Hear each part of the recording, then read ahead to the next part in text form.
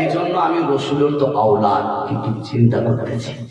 আপনি বলুন তো, রসুলের আওলাদ ভাবতেছেন কিন্তু আমাদের ভাবনা নাই। আচ্ছা, একটা সংক্ষিপ্ত কথা আপনাদের সামনে বলছি, বলে একটু আরো বড়। বলছিলাম কিসের কথা? কোরআন শরীফের কথা। কিসের কথা গো? কোরআন শরীফের কথা বলছিলাম, আপনারা শুনতেছেন দেখে সুবহানাল্লাহ।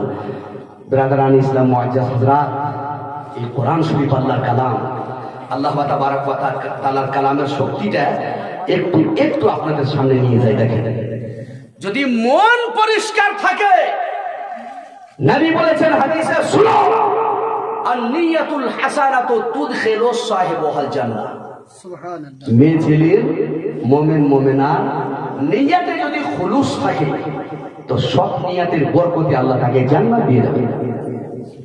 তাকে সৎ নিয়তের বরকতে, আন-নিয়াতুল হাসানা, মানুষের সুন্দর নিয়ত তাকে জান্নাত পৌঁছে দেয়। আরে নিয়ত কত ভালো জিনিস, এগুলো আলোচনা হয় না, একটা শুনিয়ে যায়। দুইটাই লোক এখানে দেখছি, মুরব্বী লোক, আর এখানে কয়েকজন এই যে চাচাগুলো আছেন, আর মায়েরা কয়েকজন তো উঠে ভেঙে গেছে, কয়েকটা আছে মা বোনেরা। যা শুনছিলাম, বলছি আর কি, দেখে সুনানে নাসাঈর সহিহ হাদিস, সহিহ হাদিস। সুবহানাল্লাহ। কি আছে হাদিসটা গো? আল্লাহর হাবিব সরওয়ারে কায়নাত সাল্লাল্লাহু আলাইহি ওয়াসাল্লাম ইরশাদ করেছেন, মানুষের যখন মৃত্যু হতো রসুলের সময়, তো ওই মৃত্যুর সময় আল্লাহর হাবিবকে জানাজার জন্য ডাকা হতো। রাসূলুল্লাহ গিয়ে বলতেন, হাল আলাইহি দাইনুন, এর কি কোনো কারজা আছে, কোনো দেনা পাওনা পড়ে গেছে? ক্বালু নাআম ইয়া রাসূলুল্লাহ। সাহাবীরা যখন বলতেন, ইয়া রাসূলুল্লাহ, হ্যাঁ, টাকা ধার নিয়ে দেয়নি, মৃত্যুবরণ করছে। আল্লাহ রাসূল বলতেন, সাল্লু আলাইহি, তোমরা জানাজা পড়ো, আমি চললাম। যখন কোন সাহাবী দায়িত্ব নিতেন তখন রাসূলুল্লাহ পড়তেন জানাজা, না দায়িত্ব নিলে ফিরে যাওয়ার কথা বলতেন রাসূলুল্লাহ। ওই হাদিসের পরে লেখা আছে, ফালাম্মা ফাতাহাল্লাহু আলা রাসূলিহি সাল্লাল্লাহু আলাইহি ওয়াসাল্লাম, কিন্তু আল্লাহ তাবারাক ওয়া তাআলা নিজের নবী সাল্লাল্লাহু আলাইহি ওয়াসাল্লামকে যখন কিছু টাকা পয়সা, আর্থিক অবস্থা যখন দিতেন, আল্লাহর হাবিবের কাছে কিছু থাকতো, এই সময় নবী যখন যেতেন জানাজা পড়তে, তখন বলতেন যে, বলো এর কোনো দেনা পাওনা আছে নাকি একটু জানিয়ে দাও।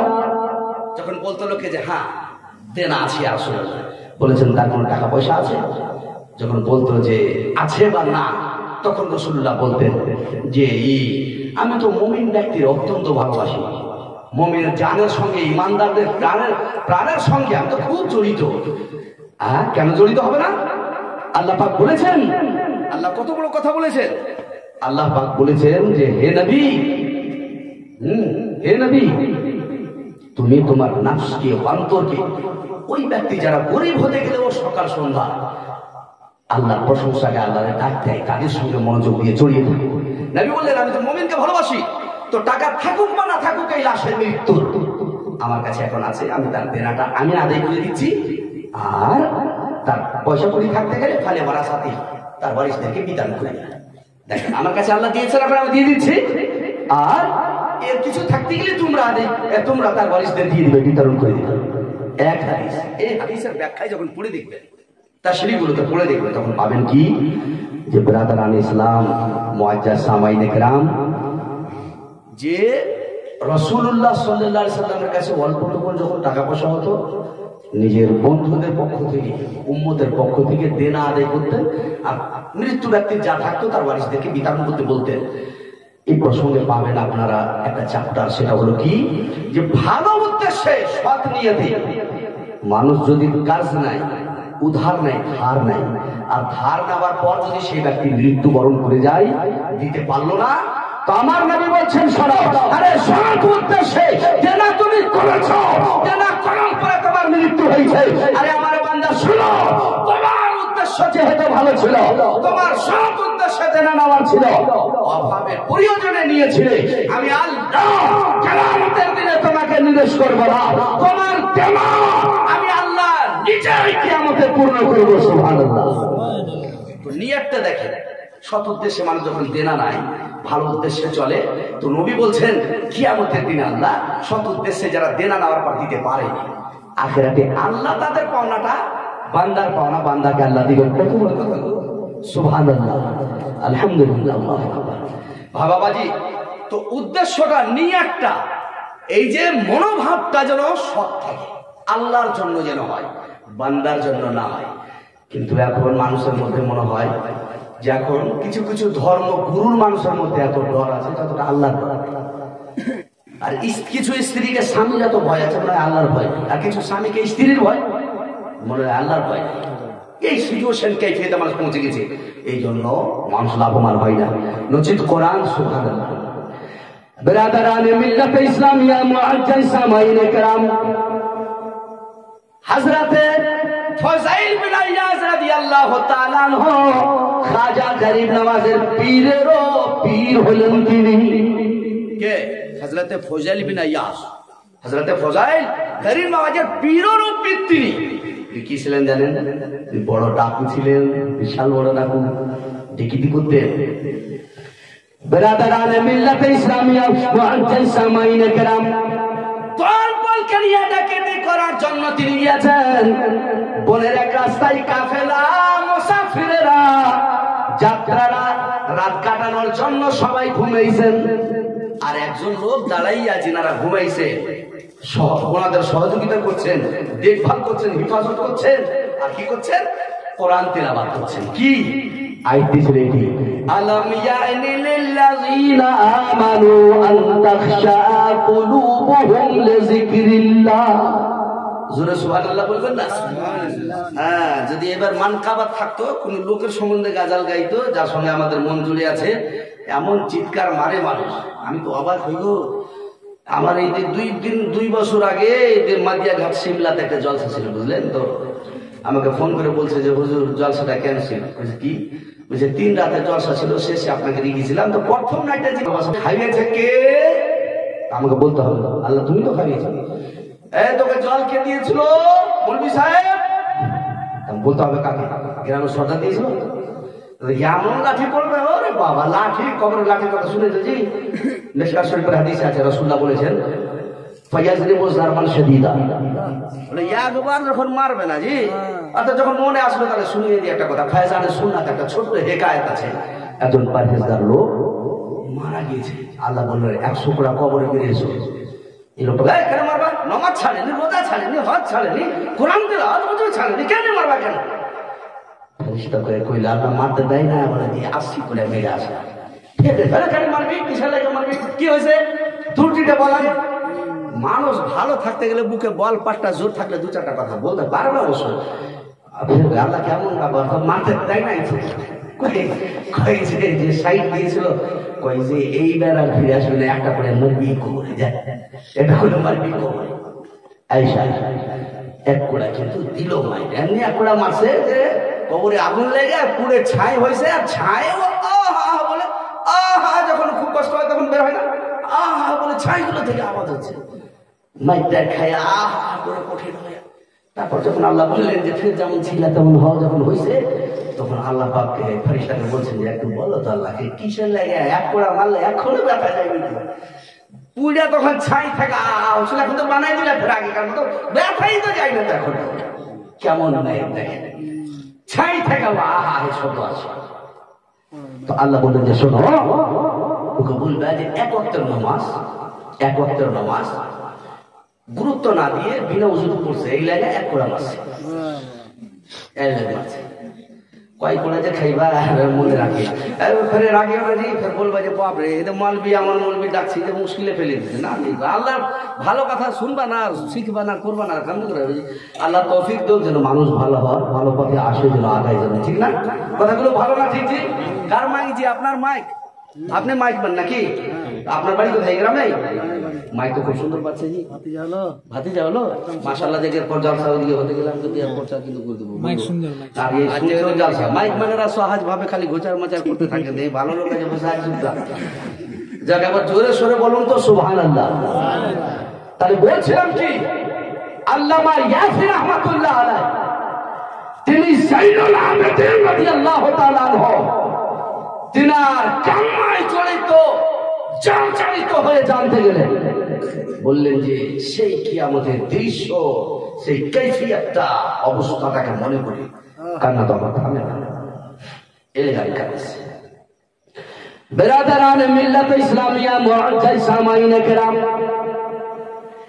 আল্লাহর কোরআনকে নিয়ে আলোচনা করতে চাইছিলাম একটু সহজ ভাবে। আর একটু বলি, সেটা হলো কি, হযরতে ফজাইল রাদিয়াল্লাহু তাআলা আনহু খাজা গরিব নওয়াজের পীর ও মুর্শিদের ও পীর ও মুর্শিদ তিনি দাবু ডাকাতি করতে গিয়েছেন বনের রাস্তায়। কাফেলেরা সবাই শুইছে, আর একজন ব্যক্তি দাঁড়াইয়া কোরআন শরীফের একটি আয়াত তিলাওয়াত করছেন কি, আলাম ইয়া'না লিল্লাযিনা আমানু আন তাখশা কুলুবুহুম লিযিকরিল্লাহ।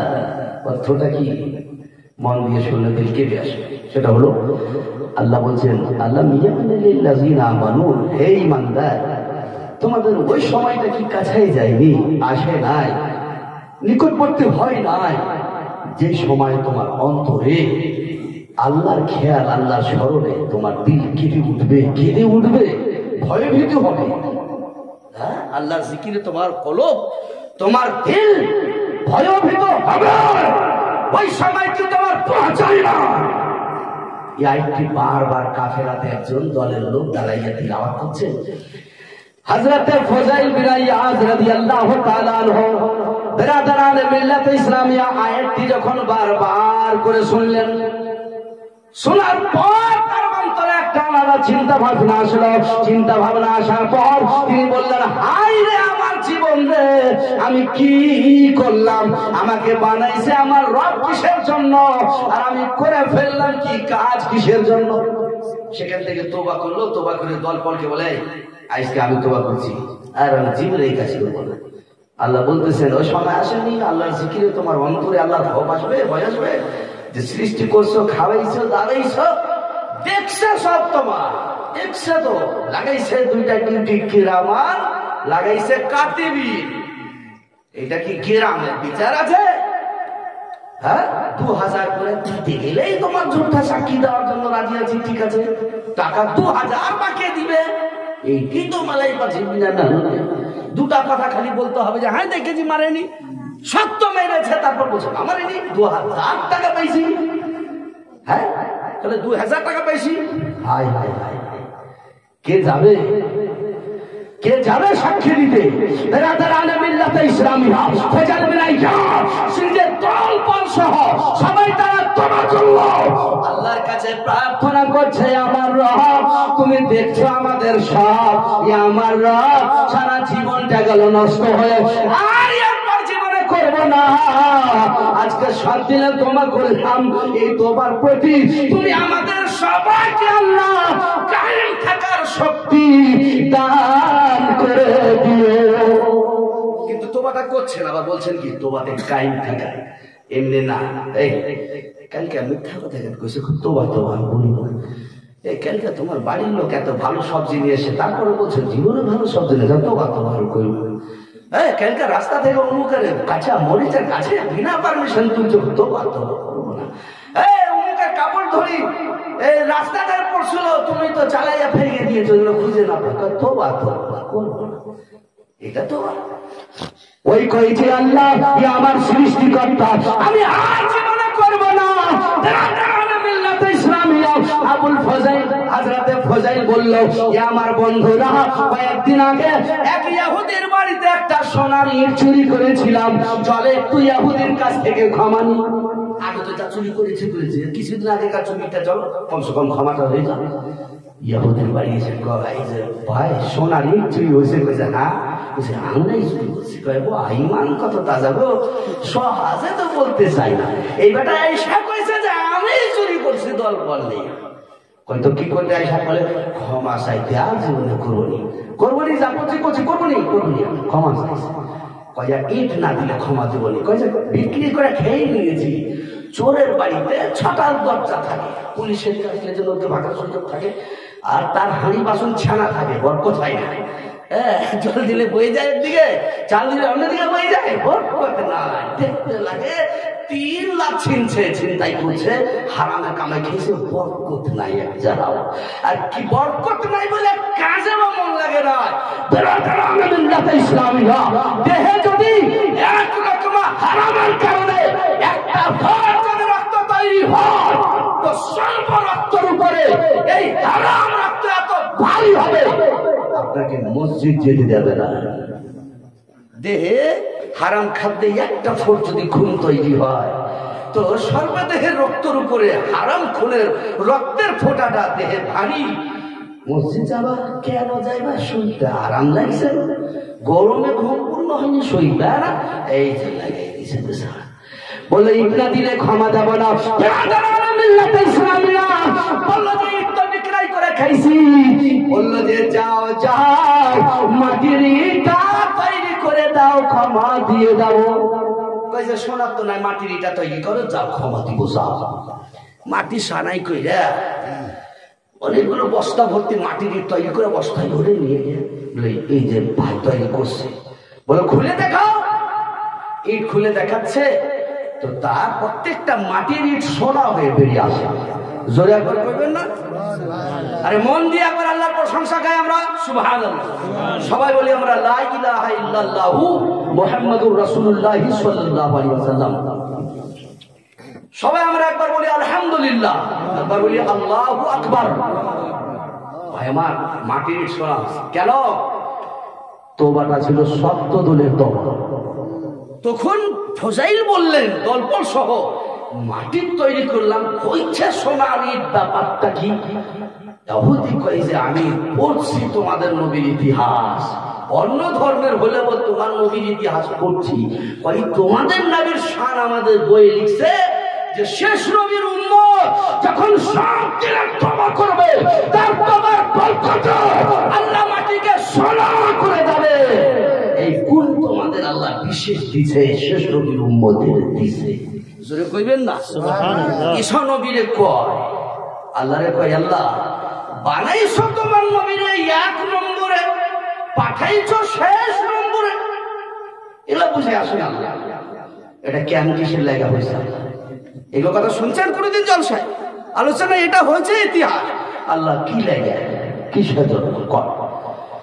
আল্লাহ কয় যে বিশ আমার শেষ নবীর তার উম্মতের ফজিলত, তার এই সমস্ত জিনিস তুমি সহ্য করতে পারবি না। কইছে কেন আল্লাহ একটা তো জানাই দাও।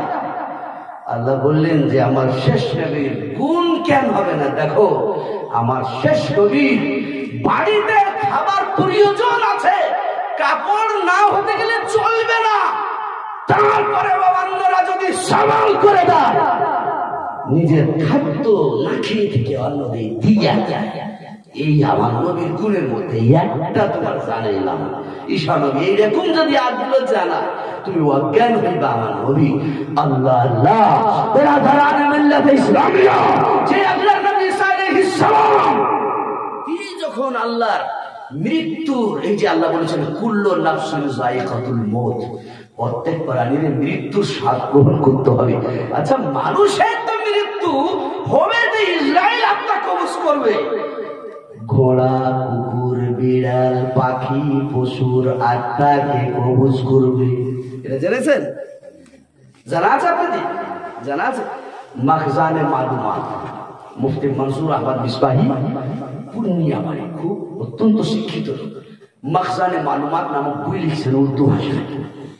ওই বইটার আবার ফের এত জটিল ছোট্ট বই, তার ব্যাখ্যাতে অনেকগুলো বই লিখছেন লেখার আমার। এই বইকে এত দেওয়া হয়েছে, এত তার গুরুত্ব দেওয়া হয়েছে। তাতে লেখা আছে 3টা রিওয়ায়াত আছে, তার মধ্যে একটা রিওয়ায়াত এটা হযরতে ইসরাইল প্রত্যেক আত্মা হীন জিনিস, আত্মাওয়ালা জিনিসের আত্মা কবজ করে।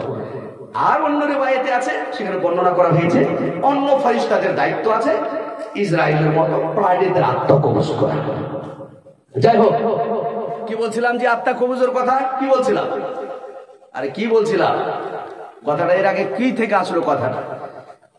গরু ছাগল বাকরি আত্মা কবজ করে বলেই তো দিলাম এটা। যাই হোক বিরাদারান মিল্লাত ইসলামিয়া, হযরত রাসূল পাক সাহেবের আখিরা তো সম্মান যে হযরত ঈসা আলাইহিস সালামকে আল্লাহ একটা গুণ দিলেন আর বললেন যে এই মতো বর্ণনা করলে তোমার উপরে কাশি তারি হবে, তুমি অজ্ঞান হবে ঈসা।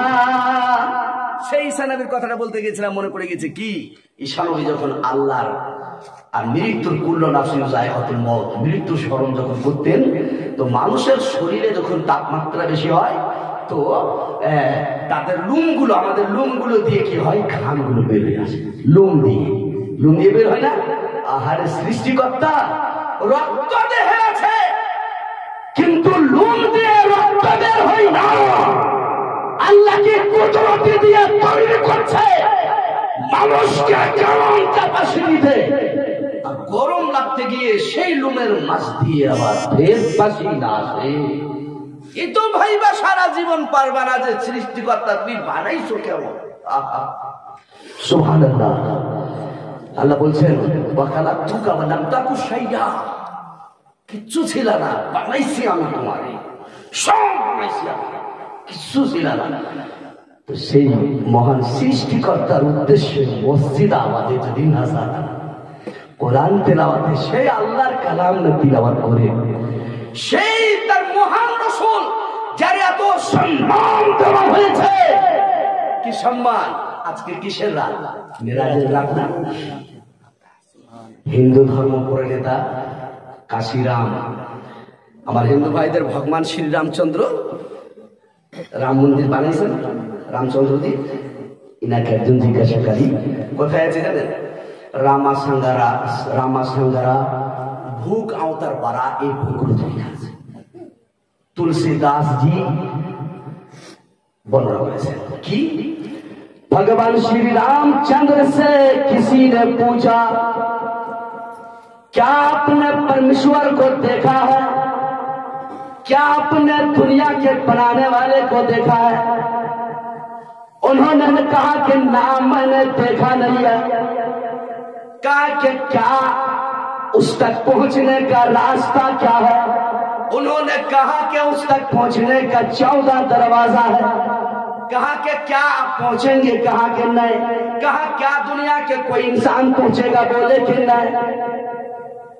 तो कोई है जो वहां तक पहुंचेगा? तो भगवान श्री रामचंद्र मोहम्मदम नाम নিয়েছেন। সেই নামটা জাজুর বেদে আছে, শাম বেদে আছে। কি ওম মাদাবাকৃততে বাদকরন্ত ওম প্রকৃতিতম বরসনং সদা বেদ বুঝাইত শ্রীতম ওম ओम महेंद्र दृश्यहित राम समानिया श्रमण प्रभु पठाई जमीन क्रुमं विद्धि धर्मता। বেদিক বলছেন যে শোনো, এমন একজন ব্যক্তি, সে পেগম্বর, যে তার আসার পূর্বে পৃথিবীতে যা কিছু ছিল কার সঙ্গে কার তালমেল ছিল না। মহেন্দ্র দৃশ্যিত রামা সমানিয়া শ্রমণ প্রভু, সেই কলি প্রফেট পেগম্বর যখন পৃথিবীতে আসলো, সবার সঙ্গে একটা মোহাম্মত আর যোগাযোগ আর প্রেম জেগে উঠলো। বলুন সুবহানাল্লাহ। সে নামটা হলো কি? ওম মাদাবাকৃত দেবাদাকরন্তম প্রকৃতিতম বরসনং সদা বেদ বুঝাইত স্মৃতম ওম। যে নামের প্রথম অক্ষরটা ম শেষ হলো ত, আর শাম বেদে বলা হয়েছে যার নাম আসমানে আহমদ আর জমিনে হবে মুহাম্মদ। তিনি হলেন প্রকৃত ধর্মাবলম্বী দেবতা। যেই দেবতাকে সন্তুষ্ট না করলে তোমার সৃষ্টিকর্তা, তোমার রব, তোমার সব, তোমার কোন কর্ম কার্যকারী হবে না। তোমার কোন কর্ম কার্যকারী হবে না। ভগবান শ্রী রামচন্দ্র বলেছেন, ওনাদের বইয়ে আছে, শুনে বলছি না, পড়ে বলছি। তিনি বলছেন যে 14 দরজা লাগবে পেরিয়ে যেতে রবের সঙ্গে, আল্লাহর সঙ্গে সাক্ষাতে। আমি যাই নাই, যাব নাই, কেউ পারবে না। একজন ব্যক্তি যার নাম হবে মুহাম্মদ সাল্লাল্লাহু আলাইহি সাল্লাম, তিনি যাবেন। এবারে দেখেন সূরা বনী ইসরাঈলের প্রথম নম্বর আয়াত, যেটাকে নিয়ে আমার দাদাজি অনেকক্ষণ আলোচনা করলেন আপনাদের সামনে। তবে এইটুকু আলোচনায় হবে না। যদি আপনাদের মন ঘুরে একজন জীবনী বক্তার কাছে শুনতে চাইবেন, তাই কমসে কম 5 রাত শুনতে হবে। আর এলাকার লোক যদি মানুষের মন আগ্রহ জাগে যে আমরা কিছু শিখবো, শুনবো, না জানা তো মনে হয় কম লাইফ, হ্যাঁ, বাইরে তো 7-8 হাজার 10,000 না দিলে যাওয়া যায় না, এলাকায় কম টাকাতেও হয়ে যায়। আল্লাহ পাক বলতে যাই হোক, বেরাদারানে মিল্লাতে ইসলামিয়া, ভগবান শ্রী রামচন্দ্র বলছেন যে শোনো, সেই পর্যন্ত পৌঁছা আমার শক্তি নাই, আমার আগে কেউ চাই নাই, আমার পরে কেউ যাবে না, তবে একজন মহামাদাম ব্যক্তি হবেন, তিনি শুধু পারবেন যেতে। আল্লাহ বলেছেন কি, আসমান কটা গো? 7 আসমান না? বল আরো তো মিথলহুন্না বলা হয়েছে কোরআন শরীফে, আর জমিনও সেমত 7। আচ্ছা, আসমান হলো 7, তো রাসূলুল্লাহ মিরাজে গেলেন না? তো গেলেন তো কয়বার, কয় আসমান টপে গেলেন, আর আসলেন 7-7 14। তাহলে রামজি বলছেন যে 14 দরজা না পেরিয়ে গেলে রবের সাক্ষাৎ হবে না। আসা যাওয়া নিয়ে নবীর 14 দরজা হচ্ছে। তো বিরাদারানে মিল্লাত ইসলামিয়া, সারা পৃথিবীতে যারা ভগবান শ্রীরামচন্দ্র পূজার জন্য করেন, তারা রামা সাঙ্গারা ভূক অবতার ভরা এই বইগুলো পড়ে বুঝে দেখুন। আপনারা মুসলমানদের ইসলাম কোরআন নবীর বিপক্ষে কথা বলবেন না, আপনাদেরকে ভালো লাগবে। আমাদের কোরআনে যেটা আছে কি, সুবহানাল্লাযী আসরা বি'আবদিহি লাইলাম মিনাল মাসজিদিল হারাম ইলাল মাসজিদিল আকসা। এই যে দেখেন, মিরাজের আলোচনা আল্লাহর কোরআনের মধ্যে আছে। তাহলে কোরআন আর ভগবান শ্রীরামচন্দ্রের প্রশ্ন উত্তর এক হয়ে যাচ্ছে। আমরা সবাই বলি আল্লাহু আকবার। বড় প্রোগ্রাম হয় বেদ পুরাণ থেকে অনেক বেশি পড়ি, যেহেতু মিলাদ সংক্ষিপ্ত দুয়ায় খায়রের প্রোগ্রামের জন্য কম পড়ছে। আচ্ছা বাবু, বহু রাত হয়ে গেছে, কটা বাজছে? 12 পার। আরে আমি তো ভাবছি যে এত সময় হয়নি তো, এই সময় সময় সিনেটা নিয়ে আসেন, সিনেটা নিয়ে আসেন, আর দুয়ায় খায়র করি, ফের দেখা যাবে। আর তো সিনেটা নিয়ে আসতে আসতে 2-4টা কথা বলি, বলবো জি? আরে বলবো। আচ্ছা, মাশাআল্লাহ, এই লোকের মন ভালো আছে, মন ভালো আছে, ঠিক আছে। একটা লোক আমাকে বলছে, জিজ্ঞাসা করছে যে হুজুর, যাত্রায় গুনাহগার, মনটা খুব ভালো আছে, কেন? খুব গুরুত্বপূর্ণ না, সূরা মরিয়ম নামে একটা সূরাই আছে পুরাটা, নাকি গো? আছে না জি? ব্রাদারান ইসলাম, যে দুনিয়া করে তাকে দুনিয়াই ভালো লাগে, যে আখিরাতের করে তাকে আখিরাতটাই বেশি ভালো লাগে। কেমন কথাটা, ঠিক না গো? দেখি না ব্রাদারান মিল্লাত ইসলামিয়া, মুআজ্জাজ সামাইনে কিরাম, হযরত মারইয়াম আলাইহিস সালাম কে জিজ্ঞাসা করা হলো, মারইয়াম, বয়স হয়েছে, সময় হয়েছে, কিন্তু বিয়ে কেন করেন নাই? যে যে কাজে যাকে ভালো লাগে সেই কাজ কিন্তু গুরুত্ব দিয়ে করতেও ভালো লাগে, তাই না?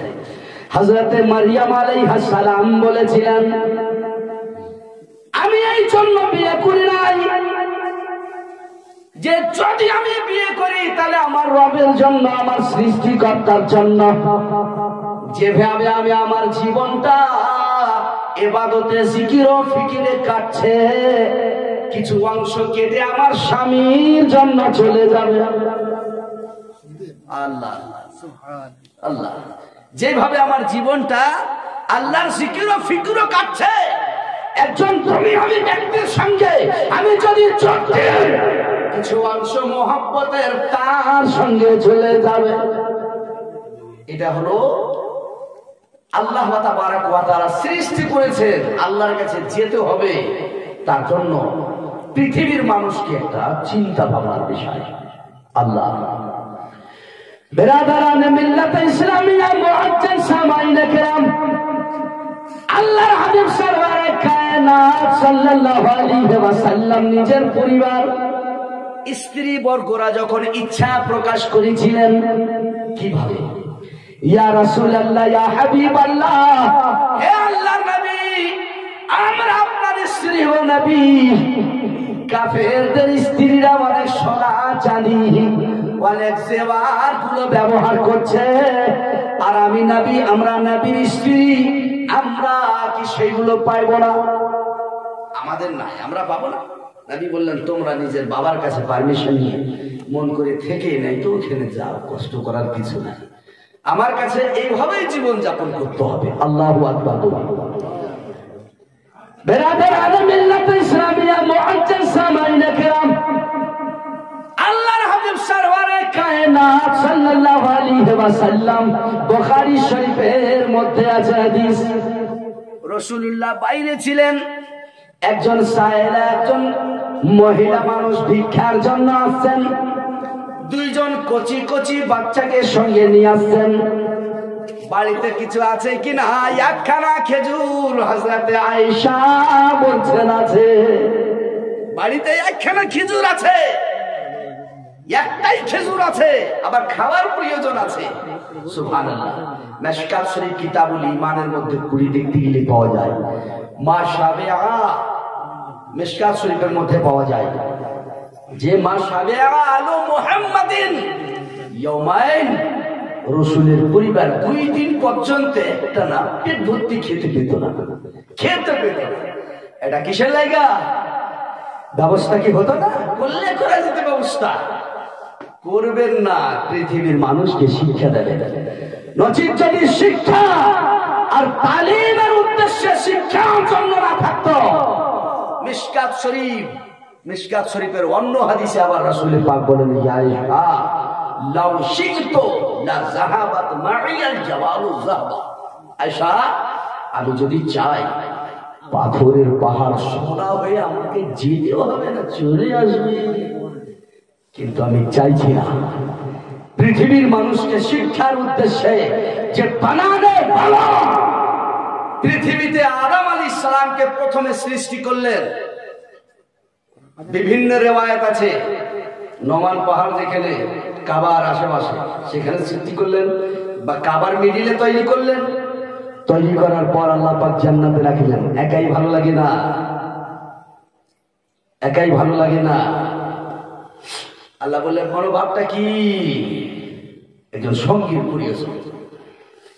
আল্লাহ বললেন ফেরেশতারা, আমার আদম নবী, আমার বন্ধু যখন ঘুমাইয়া থাকবে, তোমরা তার বাম পাশে অপারেশন করে কেটে একটা হাড় তোমরা বের করে নেবা। আল্লাহর আদেশে ফেরেশতারা আদম নবীর পিঠকে অপারেশন করে কেটে একখানা বাম সাইডকার হাড় বের করে আল্লাহ বললেন হাওয়া হয়ে যাও। সেখান থেকে মা হাওয়া তৈরি হলো। মা হাওয়া তৈরি হলো। তো মা হাওয়া যখন তৈরি হলো, আদম আলাইহিস সালামের ঘুম ছুটছে, বাড়াইছেন হাতটা। আল্লাহ বলেন ইয়া আদম, দাঁড়িয়ে যাও। ইয়া আদম, কেন? কিসের জন্য? তোমার জন্যই তো তৈরি, তারপরও কেন? কিসের জন্য? বিবাহর প্রয়োজন। হুরুকিল মহিনী আল্লাহ পাক পরওয়ারদিগার হযরত আদম নবীর বিয়ে মা হাওয়ার সঙ্গে পড়িয়ে দিলেন। বিয়ে পড়ার পর তারপরে যখন হাত বাড়াচ্ছে টাচ করার জন্য, আল্লাহ বলছেন কিফ ইয়া আদম, দাঁড়াও আদম। মা হাওয়া তখন বললেন দাঁড়াও আদম, আতিল মোহরা, আদম দাঁড়িয়ে যাও, মোহর দাও। তখন তিনি বলেছিলেন মা জাআতি ইয়া রাব্বি, হে রব সৃষ্টিকর্তা, টাকা নাই, সোনা নাই, পয়সা নাই, কি দেব? অভাব তো কিছু নাই, কিন্তু মহারানা দেব কি? আল্লাহ বললেন সাল্লি আলা হাবিবি মুহাম্মদ ইবনে আব্দুল্লাহ 20 মাররা, আমার শেষ নবী মুহাম্মদ আরবির উপরে 20 বার দরুদ পড়ে না। 20 বার দরুদ পড়ে না। এটা কোথায় আছে? এই ঘটনাটা আপনাদের মাদ্রাসায় পড়া হয় শারহুল বাকায়া 2য় খণ্ড বাবুল মুহারের হাসিয়াতে লেখা আছে। আচ্ছা, তো আল্লাহ তাআলা আদমকে তৈরি করলেন। আদম দ্বারা আল্লাহ বললেন কি? ওয়ালা তাকরাবা হাযিহি শাজারা, যায়ও না, খায়ও না, খেয়ে ফেললেন। আল্লাহ তাবারক ওয়া তাআলা বের করলেন জান্নাত থেকে। আল্লাহ নিজের হিকমত আল্লাহ বেশি জানেন, কিন্তু প্রকাশ্যে এটা বোঝা যায়। আদমকে তৈরি করলেন, মা হাওয়াকে তৈরি করলেন, বিয়ে হলো, থাকতে থাকতে কিন্দুম খেতে নিষেধ করলেন, খেলেন। তার জন্য বের করে পৃথিবীতে মানুষজনকে আসলে আল্লাহর আবাদ করা, আর আবাদ করার পর যারা সঠিক আল্লাহর ইমানদার বান্দা, নেককার বান্দা, তাদেরকে জাহান্নাম দেওয়া, বাকিদের তাদেরকে জান্নাত দেওয়া, গুনাহগারদের আর কাফিরদের জাহান্নাম দেওয়া, এটাই হলো উদ্দেশ্য। এসছি আমরা খালিয়াতে, যাব আমরা খালিয়াতে। নেক কাজের সম্পর্ক আল্লাহর সঙ্গে বিচ্ছিন্ন কোনোদিন হবে না, হয়নি, হবে না। ভাই বাবাজি শোনা, আমার যেটুকু আমি আলোচনা করলাম আপনাদের সামনে, সুবহানাল্লাহ, এটুকুর প্রতি আল্লাহ পাক যেন তৌফিক দেন আপনারা। আর এই যুবকদের উদ্দেশ্যে শেষের একটা কথা, উপস্থিত সময়ে সবচাইতে নিকৃষ্ট দল হলো আহলে হাদিস আর শিয়াপন্থী। এই দুই পন্থীরা এমন কিছু কিছু জিনিসগুলো আপনাদের সামনে নিয়ে আসবে, শুনতে আপনাদের ভালো লাগবে, কিন্তু না, রাসূলুল্লাহ কথা ১৫০০ বছর পূর্বে বলে গেছেন যে অনেক নতুন নতুন জিনিসগুলো নিয়ে আসবে তোমাদের সামনে। দেখেন তো, জীবনে কোনোদিন আপনারা শুনেছেন আমাদের মধ্যে কোনোদিন বিনা উজুতে কোরআন ধরা যাবে?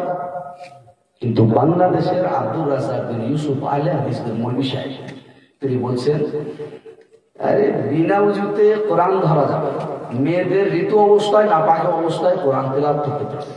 নাউজুবিল্লাহ মিন যালিক। তার ছেলে আব্দুর রাজ্জাকের ছেলে মৌলভী সাহেব হয়েছে, সেই ভাষণ দিয়ে বলছে কটা মিস্টেক, আপনারা ইউটিউবে দেখবেন এই কথাগুলো সার্চ করে, কত বড় মিস্টেক। বলছে আল্লাহর মতো মানুষ, আল্লাহ সবচাইতে জ্ঞানী বলে আল্লাহর আমরা ইবাদত করি, আল্লাহর মতো যদি আমরা জ্ঞানী হয়ে যাই আমরাও সম্মানিত হয়ে যাব।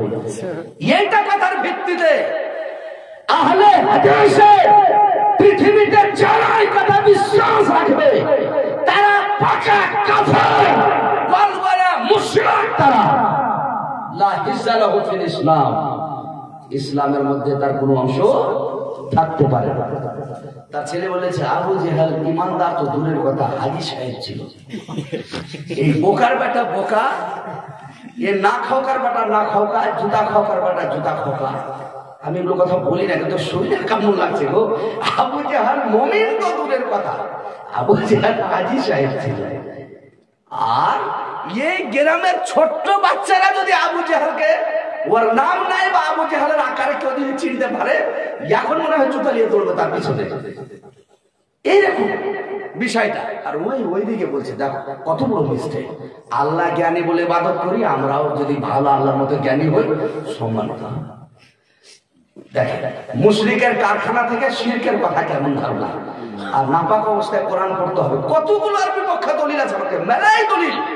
মুয়াত্তা ইমাম মালিক দ্বিতীয় খণ্ডের 501 নম্বরের মধ্যে হাদিস পাবেন, নূর লিসা ফাসলুন ফি আওসাফিল উযুর মধ্যে দলিল পাবেন আপনারা। আর আপনারা পাবেন আবু দাউদ শরীফের মধ্যে কিতাবুত তাহারাতে দলিল পাবেন। আর পাবেন তাফসিরাতে আহমদিয়া, তাফসিরাতে আহমদিয়ার মধ্যে আপনারা দলিল পাবেন। আর তাফসিরের মধ্যে লেখা আছে ওয়ালা ইয়ামাসসুহু ইল্লাল মুতাহহারুন, কোরআন আল্লাহ বলেন কোরআন টাচ করবে না কিন্তু যারা পবিত্রতা অর্জন করেছে। ইয়া এর ব্যাখ্যায় ওয়া আলাইহি আকসারুল মুফাসসিরিন, বেশিরভাগ মুফাসসিরদের মত হলো লা কথাটা এখানে নেহির জন্য ইউজ হয়েছে, মানে হারাম বর্ণনা করার জন্য। এর মানে বিনা উযুতে কোরআন ধরো, এটা হলো হারাম। কোরআন ধরার জন্য উযু করা ফরজ, এটাই সঠিক। আর একটা বক্তব্য শুনবেন আব্দুর রাজ্জাক বিন ইউসুফের, না পান আপনারা তাহলে বলবেন আপনারা। এই দেখেন কি বলে জানেন, রাসূলুল্লাহ বেশি বেশি মিসওয়াক করতেন। মিসওয়াকের গুরুত্ব সেই চিন্তার হাদিস অনেক বেশি।